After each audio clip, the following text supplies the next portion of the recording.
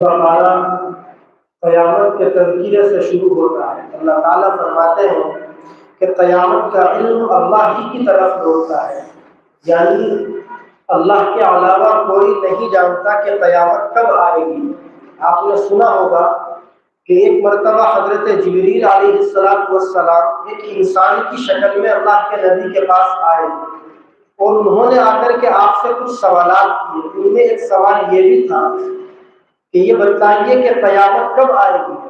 تو آپ نے فرمایا تھا کہ قیامت کے بارے میں اللہ کے علاوہ کوئی نہیں جانتا۔ معلوم یہ ہوا کہ اللہ نے قیامت کا علم اپنے نبی کو بھی نہیں دیا۔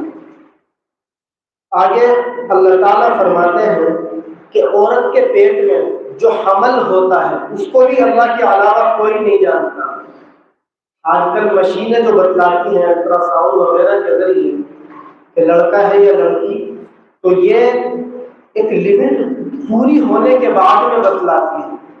یعنی کوئی سوال کرے کہ اللہ تو یہ فرماتے ہیں کہ اللہ کے علاوہ کوئی نہیں جانتا، جبکہ مشینیں بھی بتلا دیتی ہیں، تو جواب یہی ہے کہ اللہ تعالیٰ اس وقت سے جانتے ہیں جس وقت سے انسان کا وجود بھی نہیں تھا، اور مشین اب بتلاتی ہے 120 دن کے بعد میں۔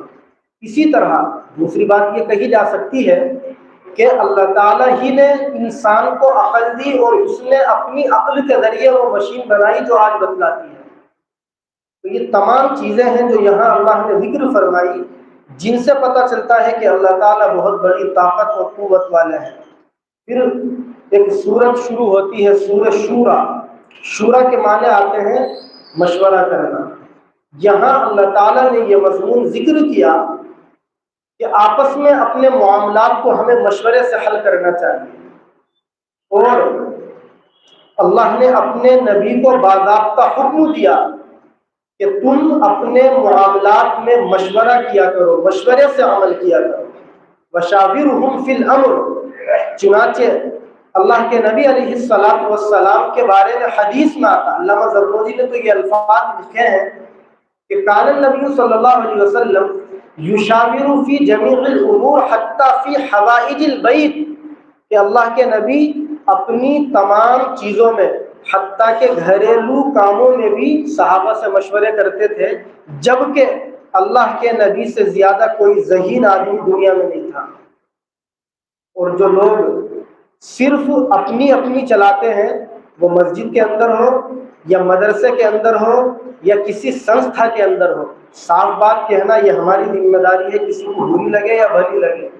میں کھل کے کہوں، مسجد کے اندر ہو یا مدرسے کے اندر ہو یا پھر کسی سنستھا کے اندر ہو، جو آدمی اپنی چلائے گا اور وہ یہ سمجھے گا کہ جو میں کہہ دوں وہی صحیح ہے، مجھے کوئی ضرورت نہیں ہے مشورے کی، تو شاید قیامت کے دن اس کے لیے یہ چیز بڑی خطرناک ثابت ہوگی۔ ظاہر سی بات ہے، غور کریں، اللہ کے نبی سے زیادہ ذہین دنیا میں کوئی نہیں ہو سکتا۔ اللہ نے ان کو حکم دیا کہ تم مشورے سے کام کیجئے، تو اللہ کے نبی گھریلو چیزوں میں مشورے کیا کرتے تھے۔ لیکن اس زمانے کے اندر ڈکٹیٹرشپ کا ایک عام مزاج بنتا جا رہا ہے، اور افسوس یہ ہوتا ہے کہ ہماری مسجدیں اور مدرسے اور ہماری سنستھائیں بھی اس سے نہیں بچ پاتی، جبکہ شریعت کی چیزیں ہیں، یعنی مسجدوں سے، مدرسوں سے، اسلامی تنظیموں سے شریعت کے مطابق کام ہونے چاہیے، لیکن جو سب سے پہلی چیز ہے، بنیاد، وہیں ہم اللہ کے نبی کی سنت کو چھوڑ دیتے ہیں، اور وہ سنت ہے مشورہ کرنا۔ لیکن ہم یہ جو تفسیر سن رہے ہیں، اس سننے کا فائدہ تب ہوگا جب ہم یہ طے کریں کہ اپنے گھر کے سارے کاموں میں ہم گھر والوں سے مشورہ کر کے ڈیسیجن لیں۔ علامہ زرموجی رحمۃ اللہ علیہ نے جب مشورے کے ٹاپک پر قلم اٹھایا، بہت زبردست انہوں نے باتیں لکھی ہیں۔ تو انہوں نے لکھا کہ انسان 3 طرح کے ہوتے ہیں۔ انہوں نے لکھا، ایک تو وہ آدمی ہے جو مکمل آدمی کہا جا سکتا ہے، رجل کامل، اور ایک وہ آدمی ہے جو ہاف ہے، اور ایک وہ آدمی ہے جو بالکل ختم۔ انہوں نے تینوں کی ڈیفینیشن کیا کی؟ وہ لکھتے ہیں کہ مکمل آدمی وہ ہے جو خود بھی رائے رکھتا ہو، یعنی خود بھی ڈیسیجن لینے کی اس میں طاقت اور صلاحیت ہو، اللہ نے عقل دی ہو، اس کے باوجود وہ مشورے کرتا ہو، پھر ڈیسیجن لیتا ہو۔ سمجھ رہے ہیں؟ یعنی خود بھی اچھی رائے رکھتا ہو، فیصلے لینے کی طاقت ہو لیکن پھر بھی مشورے کرتا ہو۔ لکھا ہے کہ یہ مکمل آدمی ہے۔ مکمل اس لیے کہا کہ خود بھی عقل رکھتا ہے اور شریعت کے مشورے والے کام پر بھی عمل کرتا ہے۔ اور آگے لکھا ایک وہ آدمی ہے جو حاف ہے۔ حاف میں انہوں نے دو باتیں لکھی، جو آدمی خود تو عقل مند ہو، رائے رکھتا ہو لیکن مشورہ نہ کرتا ہو، اور دوسرے اس کا الٹا کیا کہ عقل بالکل نہ ہو بس صرف مشورے ہی مشورے کرتا پھرتا ہو، اس کو لکھا انہوں نے حاف۔ اور آخر میں لکھا لاشے، عربی میں لاشے کا لفظ استعمال کیا جو بالکل ختم، زیرو۔ وہ لکھتے ہیں جو نہ عقل رکھتا ہو یعنی رائے کی اس کے اندر کوئی صلاحیت نہ ہو اور مشورے بھی نہ کرتا ہو، ایسا آدمی غلطی زیادہ کرتا ہے، چاہے گھریلو مسائل ہو یا سماجی مسائل ہو۔ اس لیے شریعت کا حکم ہے کہ ہم اپنے معاملات کو، وہ ذاتی معاملات ہو یا گھر کے معاملات ہو، ہم مشورے سے آگے بڑھایا کریں اور یہ سنت سمجھ کر کے کیا کریں۔ اللہ کے نبی کی سنت ہے مشورے سے کام کرنا۔ آگے ایک سورت شروع ہوتی ہے، سورۃ زخرف، 25ویں پارے میں یہ سورت ہے۔ اس کے شروع میں اللہ تعالیٰ نے قرآن کریم کا تذکرہ کیا اور پھر درمیان میں اللہ نے اپنی قدرت کو بتلایا، اور قدرت کو بتلاتے ہوئے اللہ نے یہ فرمایا کہ اللہ وہ ہے، بہت ساری چیزیں ہیں جنہوں نے آسمان سے ایک اندازے سے پانی کو اتارا، یعنی جہاں جس علاقے میں جتنے پانی کی ضرورت ہوتی ہے اللہ وہاں اتنی ہی بارش برساتے ہیں، یہ اللہ کا نظام ہے۔ پھر آگے فرماتے ہیں کہ اللہ وہ ہے جس نے تمام جوڑوں کو پیدا کیا۔ آپ جانوروں میں دیکھ لیجئے، انسانوں میں دیکھ لیجئے اور مخلوق میں دیکھ لیجئے، اللہ نے جوڑے بنائے ہیں، یہ اس کا اپنا نظام ہے۔ پھر فرمایا کہ اللہ نے تمہارے لیے کشتیاں بنائی، اللہ نے تمہارے لیے جانور بنائے تاکہ تم ان کی پشت پر، ان کی کمر پر سوار ہو، اور جب تم سوار ہو جاؤ، بیٹھ جاؤ، تو پھر تم اپنے رب کی اس نعمت کا ذکر کرو اور یہ الفاظ کہو، سبحان الذی سخر لنا ھذا وما كنا له مقرنین وانا الی ربنا لمنقلبون۔ یہ وہ الفاظ ہیں جو سفر شروع کرنے کے وقت میں اللہ کے نبی پڑھا کرتے تھے اور ہمیں بھی پڑھنا چاہیے، یعنی سفر کی دعا۔ اس کا ترجمہ پہلے بھی آ چکا ہے، یہ ہے کہ میں اس اللہ کی پاکی بیان کرتا ہوں جس نے اس سواری کو ہمارے تابع کر دیا، اس کو ہمارے کنٹرول میں کر دیا۔ وہ جانور والی سواری ہو، پہلے زمانے میں جانور ہوا کرتے تھے، اور اس زمانے میں گاڑی، کار ہو یا کوئی دوسری سواری۔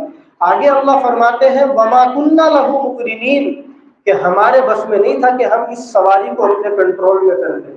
ظاہر سی بات ہے، ایک اونٹ کتنا بڑا ہوتا ہے، چھوٹا سا بچہ رسی پکڑ کر کے اس کو ہکا کر کے لے جاتا ہے، تو یہ اللہ کی قدرت ہے کہ اونٹ کو ایک بچے کے بھی تابع کر دیا، ورنہ وہ اونٹ اگر چاہے اس بچے کو لقمہ بنا کے 1 سیکنڈ میں ختم کر دے۔ یہ گاڑیاں ہم چلاتے ہیں، جو اچھی ڈرائیونگ کرنا جانتے ہیں وہ سمجھ سکتے ہیں۔ کبھی غور کیجئے گا، میں خود ٹھیک ٹھاک فاسٹ گاڑی چلاتا ہوں، اس لیے بہت اس کا ہم نے تجربہ کیا۔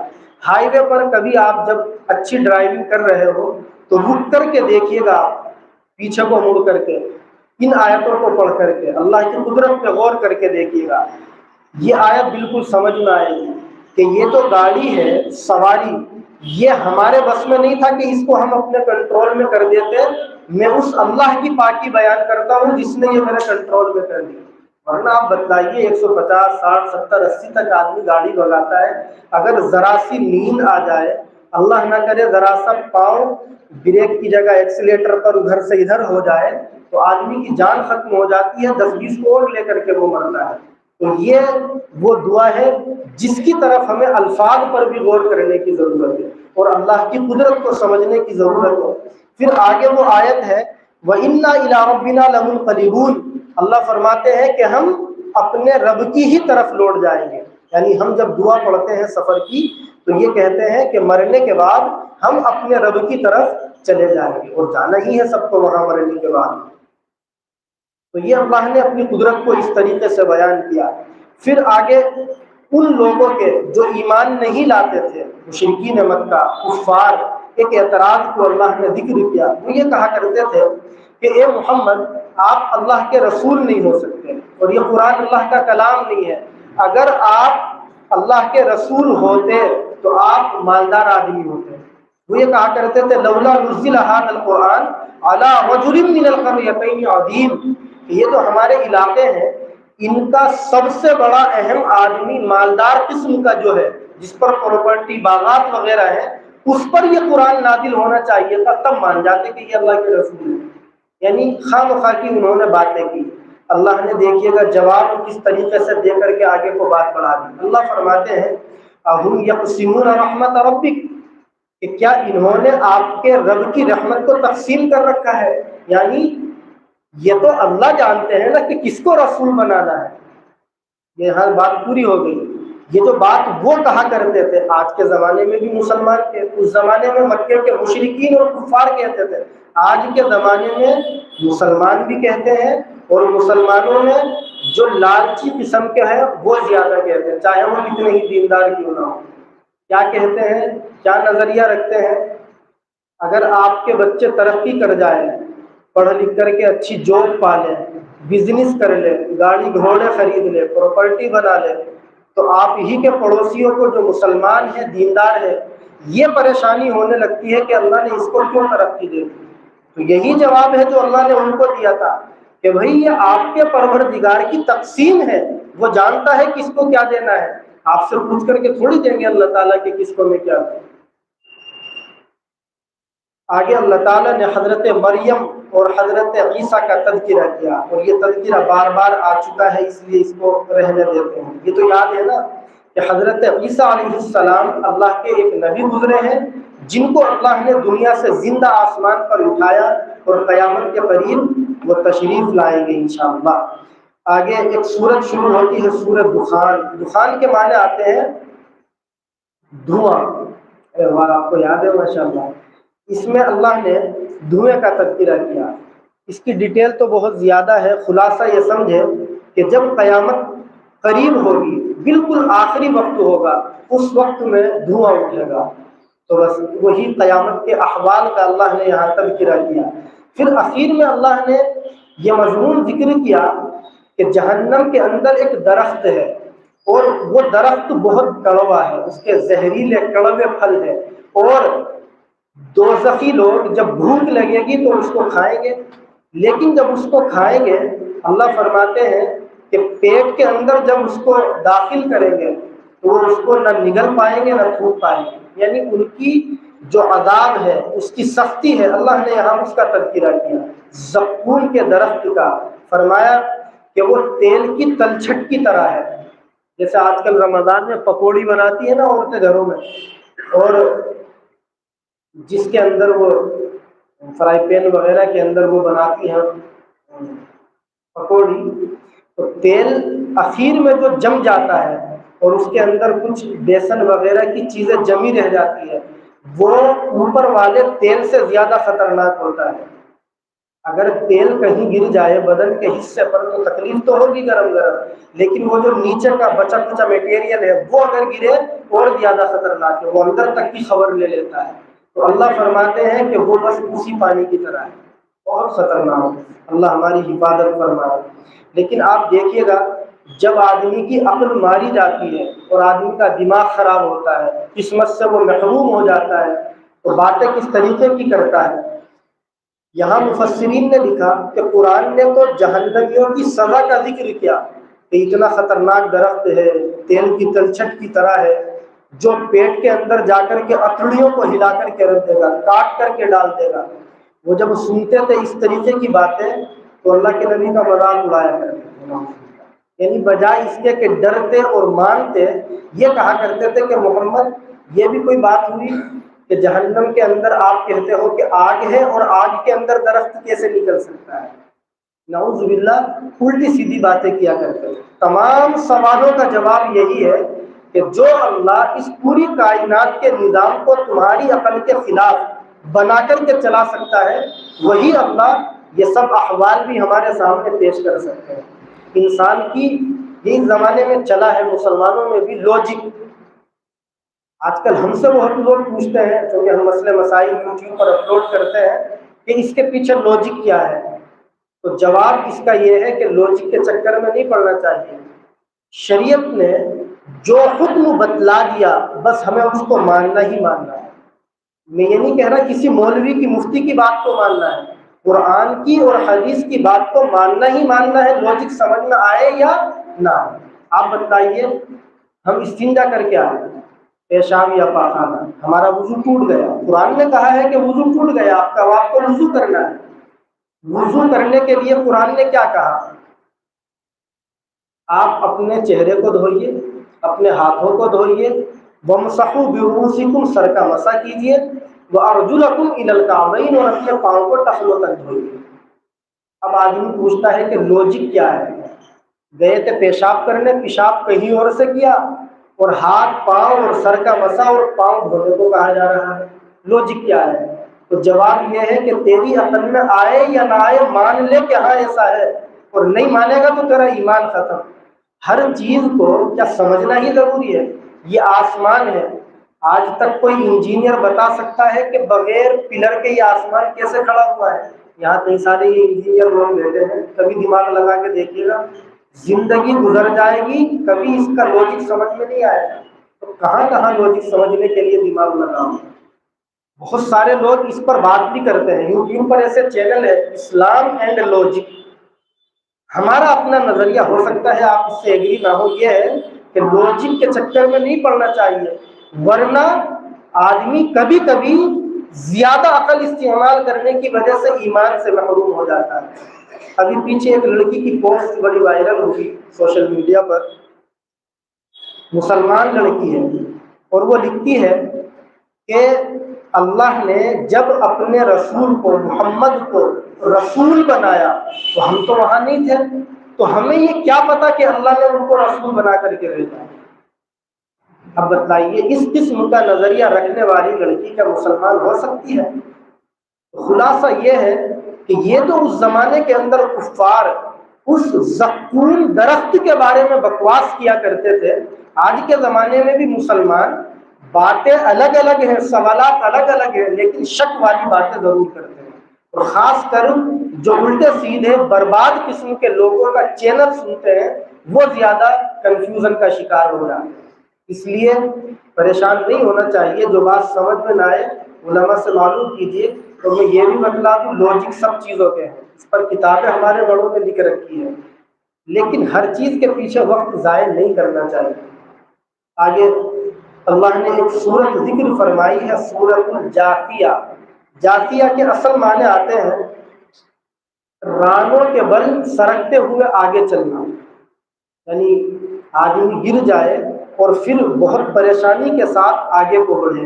اس سورت کے اندر اللہ تعالیٰ نے یہ مضمون بیان فرمایا کہ آپ ہر امت کو دیکھیں گے کہ وہ رانوں کے بل سرکتی ہوئی چل رہی ہوگی۔ اشارہ اس طرف ہے کہ جو انسان دنیا کے اندر سے جائے گا یا تو ایمان نہ لے کر، یعنی ایمان سے محروم ہو کر جائے گا، یا توبہ کیے بغیر جائے گا، تو قیامت کے دن اس کو جو سزائیں دی جائے گی یہاں، ان سزاؤں کا اللہ نے تذکرہ فرمایا۔ پھر 26واں پارہ شروع ہوتا ہے۔ 26ویں پارے میں ایک سورت ہے سورہ احقاف۔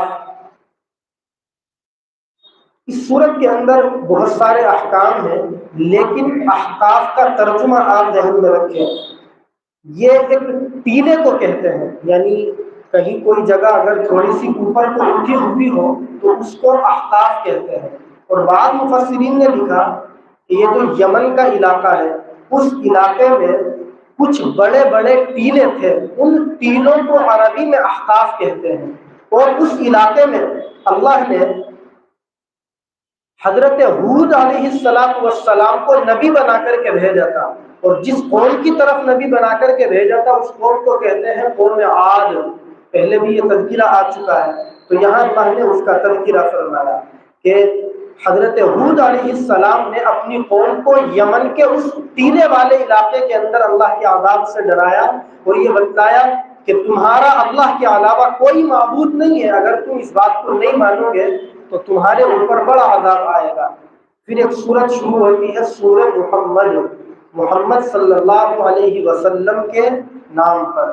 اس سورت کے اندر اللہ نے آپ علیہ السلام کے بارے میں رسالت کے بارے میں، آپ کی نبوت کے بارے میں، ایمان والوں کے بارے میں، اور ایمان والوں کو جو جنت میں نعمتیں دی جائیں گی ان کے بارے میں تذکرہ کیا، اور فرمایا کہ ان جنتیوں کی مثال، یا یہ کہہ لیجئے کہ اس باغ کی مثال جس کے ذریعے سے اللہ تعالیٰ بندوں کو ان کا اعمال کا بدلہ دیں گے، جس جنت کے باغ کا اللہ تعالیٰ متقی لوگوں سے دنیا میں وعدہ فرماتے ہیں وہ کیسی ہے؟